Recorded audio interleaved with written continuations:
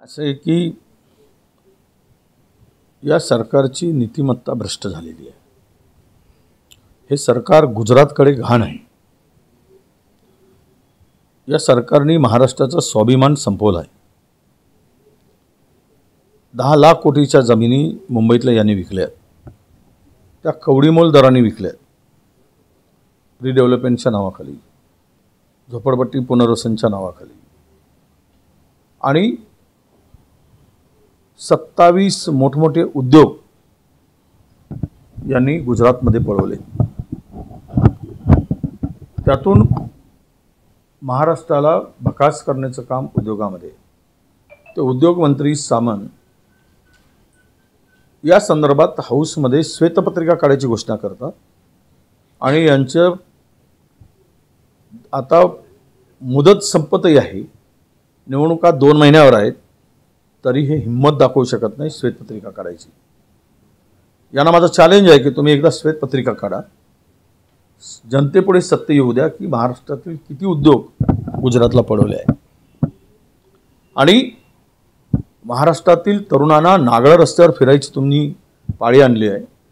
महाराष्ट्र हे आता अविवाहित बेरोजगारांचा महाराष्ट्र झालेला आहे। अविवाहित बेरोजगार 34 वर्ष 35 वर्ष उलटून गेले, नोकरी मिळत नाही आणि नोकरी नाही म्हणून छोकरी नाही आणि अविवाहितेचं प्रमाण महाराष्ट्रात वाढतो आहे। गुजरातला उद्योग पळवले आणि गुजरातमधून मात्र ड्रग पाठवला। महाराष्ट्रामध्ये या 3 महिन्यामध्ये 920 कोटी रुपयाचे ड्रग्स मिळाले 3 महिन्यात। नागपुरात पाचपावली भागामध्ये MDR बनवण्याचा कारखानाच सापडला। हे सगळं काही चाललंय। गुजरातमधून ड्रग्स येतात, गुजरातमधून गुटखा येतो। जेवढ्या महाराष्ट्राच्या तरुणाला उद्ध्वस्त होणारे जे काही पाप आहे ते गुजरातमधून चाललेलं आहे आणि ह्या सरकारने गुजरातच्या चरणी लोटांगण घातलेलं आहे, सबसेल लोटांगण घातलेलं आहे। तुमच्या मर्जीवर आम्ही जगतो आहोत आणि तुमचा आशीर्वाद राहू द्या आणि तुमच्या आशीर्वादामुळे तुम्ही म्हणाल ते कामी करू। तुम्ही आम्हाला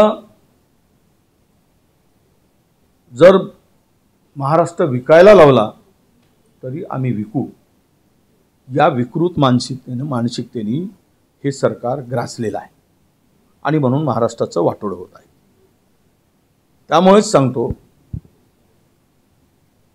की एकूणच राज्याच्या अधोगतीला, राज्याच्या विनाशाला हे सरकार जबाबदार आहे। लाडकी बहीण ही योजनाच मुळात निवडणुकीच्या तोंडावर आणलेली योजना आहे। निवडणुका 2 महिन्यावर असताना योजना आणून लोकसभेमध्ये जे यांचं अधपतन झालं, लोकांनी यांना नाकारलं, त्यामुळे लाडकी बहीण योजना आणून महिलांची मतं मिळवण्याचा केविलवाणा प्रयत्न या सरकारचा आहे। मध्य प्रदेशमध्ये निवडणुकीमध्ये अशीच योजना शिवराज सिंग चौहानांनी आणली। आता 3 महिने झालेत, त्यांच्या खात्यामध्ये पैसे टाकले जात नाही, त्या महिलांना लाडक्या बहिणीचा लाभ होत नाही 3 महिन्यापासून। आणि उद्या निवडणूक यांनी जर लाडकी बहीण आणून निवडणूक जिंकली तर योजना बंद पाडायचा त्यांचा बंद पडणारच आणि यांची नियत नाही। आम्ही महालक्ष्मी नावाची योजना तेलंगणात आणली आणि ती आम्ही सुरळीत सुरू ठेवली। 3000 रुपये महिलेच्या खात्यामध्ये तिच्या संसाराला उपयोगी पडतील म्हणून आम्ही देतो महालक्ष्मी योजनेच्या माध्यमातून। आणि महाराष्ट्रामध्ये मात्र यांनी महिलावरील अत्याचार रोखण्यात अपयशी ठरले। बालिकेवर अत्याचार रोज होत आहेत।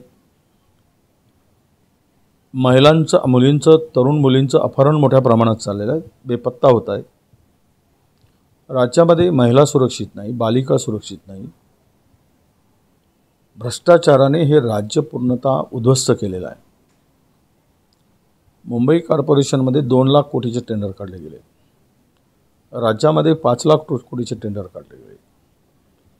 आता 2,14,000 कोटीची लायबिलिटी करून ठेवली, 7,67,000 कोटीचं कर्ज काढून ठेवलं आणि 15 वर्षामध्ये सर्वाधिक टेंडर 2 वर्षात काढले शिंदे सरकारने। 15 वर्षात जेवढे टेंडरची कास्ट निघेल तेवढी कास्ट या 2 वर्षात शिंदे सरकारने केली आणि प्रचंड पैसा कमवला। यातून आपली पापं झाकण्यासाठी अशा योजना आणायच्या आणि मतं मिळवायचे, हा त्यांचा प्रयत्न दिसतोय। महिलांचा आक्रोश जो आहे तो आक्रोश हा आहे की तुमच्या 1,500पेक्षा आम्हाला सुरक्षा द्या। महाराष्ट्र हे आता 2 नंबरवरून 1 नंबरवर गेलेलं आहे महिला अत्याचारामध्ये। यावर्षी महिला अत्याचारांच्या घटना, बालिकावर अत्याचारांच्या घटना 2,113 घटना झालेल्या आहेत एका वर्षामध्ये। एका वर्षामध्ये जर 2,113 महिलावर अत्याचार होत असतील तर लाडकी बहीण पैसे देऊन हे महत्त्वाचं आहे की त्या बिचाऱ्या महिलांचं संरक्षण, माझ्या भगिनींचं संरक्षण महत्त्वाचं आहे, माझ्या पोरींचं संरक्षण, लहान बालिकेंचं संरक्षण महत्त्वाचं आहे। ह्यामध्ये अपयश आल्यामुळे यांचा उद्योग सुरू आहे। जनता या महाविनाशी सरकारला विटली आहे। प्रचंड भ्रष्टाचार, अत्याचार, बलात्कार, गुन्हेगारीकरण यामुळे आता लोक यांना उभंही करणार नाही। त्यामुळे ते कितीही लाडकी बहीण नावाची योजनेचा गवगवा करू देत, 200 कोटी रुपये आता जाहिरातीवर खर्च केले, पुन्हा 500 कोटी करू देत, तर महाराष्ट्राला खड्ड्यात टाका निवडणूक जिंकण्यासाठी, हा जो काही प्रयत्न आहे त्याला जनता हाणून पाडेल असा आम्हाला विश्वास आहे। महाराष्ट्र आता अस्थिर करण्याचं, महाराष्ट्रात दंगली घडवण्याचं कारस्थान, कट आणि कारस्थान हे सरकार आखत आहे। बंगालमध्ये काय झालं तर महाराष्ट्रामध्ये निवडणुकीच्या तोंडावर इतर राज्यात त्याचं लोन नाही, पण महाराष्ट्रात सुरू झालं आहे। उद्या हे कुठल्याही स्तराला जाऊ शकतील। बंगालमधले मंदिरं पाळायसाठी आपलीच माणसं पाठवतील आणि इथे महाराष्ट्रात मात्र धर्मामध्ये भांडणं लावून धार्मिक स्थळाला दुसऱ्यांच्या हानी पण पोहोचू शकतात। सत्तेसाठी हे कुठल्याही स्तराला जाऊ शकतात, सत्तेशिवाय हे वाचू शकत नाही, जगू शकत नाही।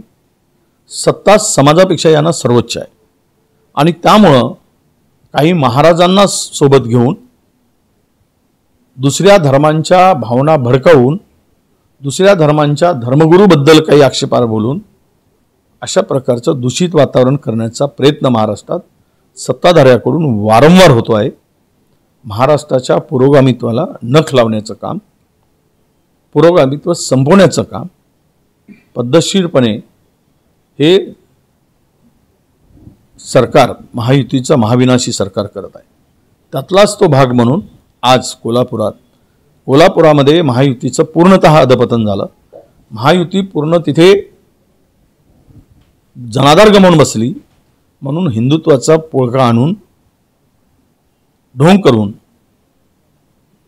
त्यांनी मतं मिळवण्यासाठी अशा प्रकारचा उद्योग सुरू केलेला आहे। मी एवढंच सांगेल की या राज्याला, पुरोगामित्व राज्याला संतांची परंपरा आहे। संत हे समाजासाठी समर्पित होते। नाशिकचे सुद्धा जे महाराज आहेत ते वारकरी संप्रदायाचे होते। तिथे त्या मठामध्ये सर्व धर्माला, जातीला समान वागणुकीची शिकवण दिली जात होती। तो इतिहास आहे ज्या महाराजांनी हे वक्तव्य केलं। परंतु तिथे RSSचे प्रमुख गेलेत आणि त्यांच्या विषारी विचाराला हे महाराज बळी पडून आज धर्मांच्या विरुद्ध, धर्मगुरू विरुद्ध हे बोलत आहेत। हे खरंच दुर्दैव आहे। वारकरी संप्रदायाच्या व्यक्तींनी तो विचार अंगीकारला असताना त्या मठातून तशा प्रकारचा संदेश देत असल्यामुळे लाखो अनुयायी त्या ठिकाणी जुळले होते. परंतु मागील 2 वर्षापूर्वी RSSचे प्रमुख गेले, तिथे प्रशिक्षण शिबिर ठेवला आणि ते त्यांच्या संपर्कात आले आणि त्यामधून मला वाटतं की हे वातावरण किंवा त्यांची भूमिका आता बदलल्याची माहिती आमच्या पुढे येते. आता संपूर्ण आपण पाहतो आहोत की आजकाल कोर्टासाठी कॉलेजियमची स्थापना केली जाते. IAS डायरेक्ट नियुक्ती केली जातात आणि या देशामध्ये कॉलेजियमच्या माध्यमातून जज निवडले जातात. बिना IASच्या परीक्षा न घेता सचिव निवडले जातात. चपराशाला मात्र लेखी परीक्षेला तोंड द्यावं लागतं. हे राज्याचं दुर्दैव आहे, देशाचं दुर्दैव आहे की त्या ठिकाणी ही जी काय आता व्यवस्था निर्माण होती आहे, ही व्यवस्था देशाला अधोगतीकडे नेणारी आहे. राहिला केजरीवालांच्या बेलचा विषय, की विरोधक म्हणून आणि केजरीवालांना टार्गेट करून त्यांच्यावर जे काही आरोप आहे ते आरोपामध्ये फार काही तथ्य नाही असं वारंवार पुराव्यानिशी त्यांनी ती बाजू मांडलेली आहे. तरी पण त्यांच्यावर कारवाई झाली, ही राजकीय द्वेषापोटी झाली आणि त्यातून त्यांना लवकरच मुक्ती मिळेल, दिलासा मिळेल असं मला वाटतं. असं आहे की 4 भिंतींच्या आत मी ऐकलंय, 4 भिंतींच्या आत घोषणा करून उपयोग काय? लोकांना कळलं पाहिजे, कळायचंच आहे तर आम्हालाच करून उपयोग नाही. विषय असा आहे की आपण सर्व शक्तीनिशी या महाविनाशी, महायुतीशी, महाभ्रष्टाचारी सरकारच्या विरुद्ध लढून पहिले आपण सत्ता आणली पाहिजे आणि आपली लोकांनी बहुमत दिल्यानंतर मग त्यावर चर्चा व्हायला पाहिजे अशी राज्यातील अनेकांना वाटतं. 3 पक्षाचं सरकार आहे, तिघांनी मिळून जर एकत्र मुख्यमंत्री पदाच्या संदर्भात चर्चा होत असेल तर त्यावेळेस हायकमांड सांगेल तर ती चर्चा पुढे जाईल. आता तरी आम्ही सर्वजण महाविकास आघाडी जिंकण्यासाठी लढतो आहोत आणि महाराष्ट्राच्या मानगुटीवर बसलेलं हे जे भूत आहे, हे जे पाप आहे, हे पाप स्वच्छ करायचं आणि ते मानगुटीवर बसलेलं भूत उतरवायचं, हे काम पहिल्यांदा आपल्याला करावं लागणार आहे. मुख्यमंत्री कोण व्हावा यापेक्षा महाराष्ट्राचा स्वाभिमान जो गुजरातला गहाण ठेवला आहे तो स्वाभिमान परत मिळवण्यासाठी आपल्याला लढावं लागेल. तर फुंकलेच आम्ही, आता मराठवाडा दौरा झाला आहे, पण आमचे सर्वोच्च नेते येत आहेत देशाचे, त्यावेळेस तो निवडणुकीची तयारी ती असणारच. निवडणुका तोंडावर आहे, त्यामुळं ते रणशिंग फुंकणं काय आणि तयारी करणं काय, त्या दृष्टीनं त्या मेळाव्याचा उपयोग नक्की होईल. महायुतीमध्ये तरी कुठे ठरतो आहे? मला वाटतं मी त्या स्पर्धेत नाही आणि मी कुठल्याही स्पर्धेत मला नाही. आमच्यामध्ये जो निर्णय होतो तो हायकमांड घेत असते, आमदार घेत असतात. आमदारांना विश्वासात घेऊन हायकमांड नेहमी निर्णय घेत असतो आणि आम्ही नेहमी हायकमांडवर सोडत असतो. राहुलजींच्या अथक परिश्रमामुळे देशातील चित्र बदललं. मोदी सरकार अल्पमतात असलेलं सरकार आलं, त्याला सरकारला बहुमत मिळालं नाही. हे राहुलजींची कमाल आहे. मंद फितुरी करून बेईमानी करून त्यांनी अनेक जागाचे निकाल बदलवले, त्यामुळे तिथपर्यंत पोहोचवले, नाहीतर आमची सत्ता ही निर्विवाद आली असती. म्हणून आम्हाला असं वाटतं की राहुलजींच्या नेतृत्वामध्ये, राहुलजींच्या कष्टामुळे देशातलं चित्र बदललं आणि त्यामुळं राहुलजी किंवा आमचे मल्लिकार्जुन खरगे साहेब, आमचे राष्ट्रीय अध्यक्ष, ते जो निर्णय घेतील तो निर्णय आमच्या पक्षाला मान्य असतो. राहुलजी येतील, मला वाटतं की सोनियाजी पण येतील. तिथे काँग्रेसचे दिवंगत नेते पतंगराव कदम साहेब यांच्या स्मारकाचं पुतळ्याचं अनावरण आहे आणि त्या निमित्तानं पश्चिम महाराष्ट्रामध्ये एक मोठा मेळावा, महामेळावा आमच्या तेथील नेत्यांनी, विश्वजित कदमांनी, पश्चिम महाराष्ट्र नेते बंड पाटील यांनी तो आयोजित केला आहे आणि तिथूनच निवडणुकीच्या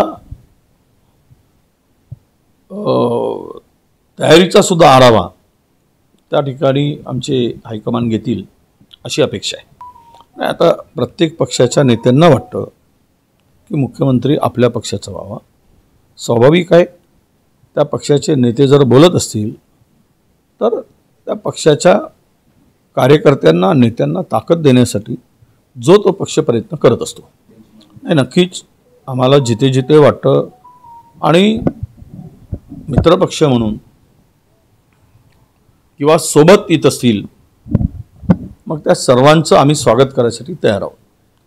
त्यामध्ये CPM असेल, शेकाप आहे, समाजवादी पार्टी आहे किंवा इतर छोटे छोटे पक्ष आहेत राज्यस्तरावर, त्या सगळ्यांना सोबत घेण्याची तयारी आमची आहे. एक मजबूत अशी महाविकास आघाडी तयार करायची आणि निवडणुकामध्ये या एकत्र यायचं अशी आमची तयारी.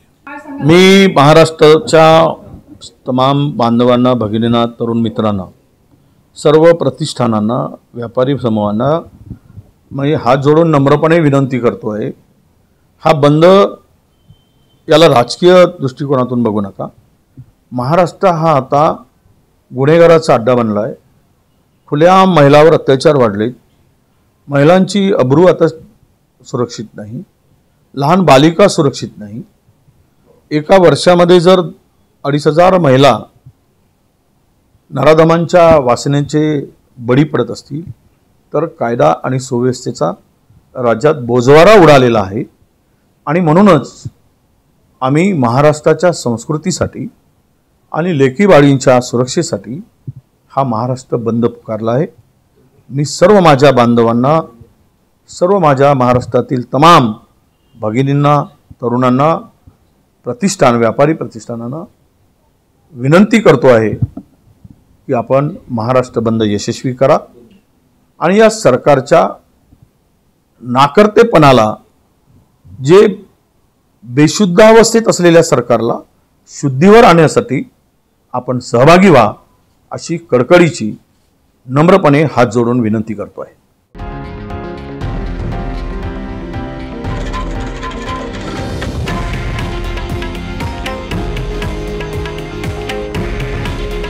हे आहे देशातील नंबर 1 न्यूज नेटवर्क आणि आपण पाहत आहात TV9 मराठी. काळजी तुमची, हित महाराष्ट्राचं.